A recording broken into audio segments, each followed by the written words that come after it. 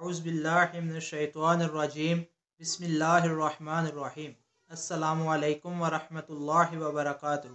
नाज़रीन, आपको अपने चैनल अली रज़ा टीवी में खुशामदीद कहते हैं। आज मैं आपको रसूलुल्लाह सल्लल्लाहु अलैहि वसल्लम का एक और प्यारा सा फरमान बताऊंगा। हज़रत जाबिर रज़ी अल्लाह तआला अन्हु रवायत करते हैं कि रसूलुल्लाह सल्लल्लाहु अलैहि वसल्लम ने फरमाया कि रात में एक ऐसी घड़ी होती है कि इस वक़्त जो मुसलमान बंदा भी अल्लाह ताला से जो भी भलाई मांगेगा अल्लाह ताला इसे ज़रूर अता फ़रमाएगा। हदीस शरीफ का हवाला आप नीचे देख सकते हैं।